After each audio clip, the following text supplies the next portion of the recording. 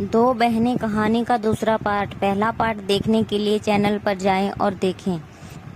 तो हमने पहले पार्ट में देखा कि रजनी अपने बच्चों को चिल्लाकर भगा देती है।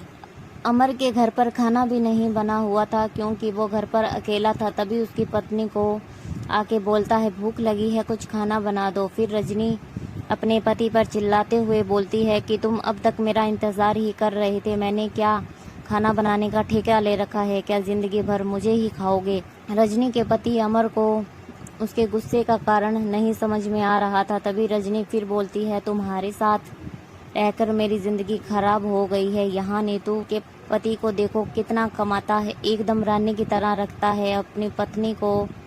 बड़े बड़े लोगों के साथ उसका उठना बैठना है। वो तुमसे कम पढ़ा लिखा है पर आसमान छू रहा है। और नीतू भी आज बहुत बन ठन कर आई थी, पैसे में खेल रही, वो कितनी किस्मत वाली है। इतना सुनने के बाद अमर को रजनी के गुस्से का कारण साफ साफ समझ आ गया। उसका वेतन भले ही नीतू के पति से कम था पर वो ईमानदारी से काम करता था। उसने एक शब्द ना कहा, बस रजनी की बात सुनता गया।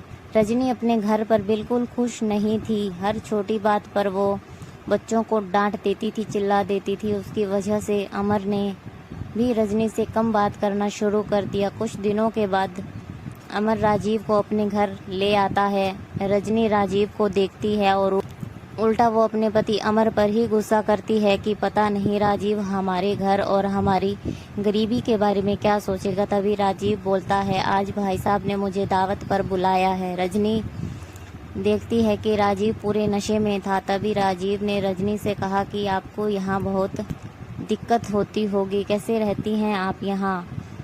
मैं कभी इतने छोटे घर में ना रहूं।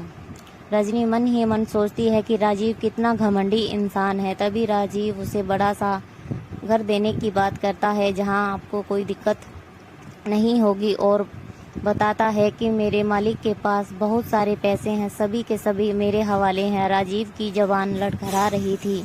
नशे में मैं बड़ी बड़ी बातें कर रहा था। उसने बताया कि मेरे मालिक कोकीन बेचता था, लाखों की आमदनी थी उसकी, वो इतना अमीर है। उसने इस पर ध्यान नहीं दिया, उसका वही काम अब मैं करता हूँ। तब भी उसने अपने पास से 2 गड्डी नोट निकाले और रजनी के हाथ में देकर ऐश करने के लिए कहकर लड़खड़ाते हुए बाहर की ओर चल दिया। तभी अमर रजनी से बताता है कि मुझे भी अपने मालिक से मिलने के लिए बोल रहा था।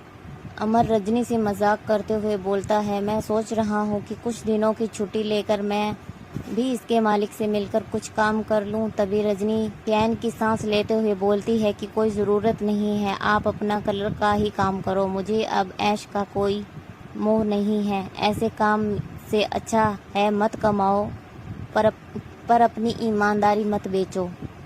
फिर अमर उसको बताता है कि मुझे यह सब इंस्पेक्टर ने बताया, नहीं तो मुझे भी मालूम ना होता। तभी रजनी नीतू की चिंता करते हुए बोलती है कि कल मुझे आप नीतू के पास ले चलना, वो बेचारी पता नहीं क्या क्या सोच रही है, मुझे उसकी बहुत फिक्र हो रही है, शायद मैं उसकी कुछ मदद कर सकूं। तभी अमर सोचता है कि रजनी को नीतू के लिए कितनी ज़्यादा चिंता है और हमदर्दी है। फिर दोनों अपना जीवन ईमानदारी से और खुशी खुशी व्यतीत करने लगते हैं। तो कहानी अच्छी लगी हो तो चैनल को ज़रूर सब्सक्राइब कीजिए और कहानी सुनने के लिए बहुत बहुत धन्यवाद। कहानी का पहला पार्ट देखने के लिए चैनल पर जाएं और देखें। धन्यवाद।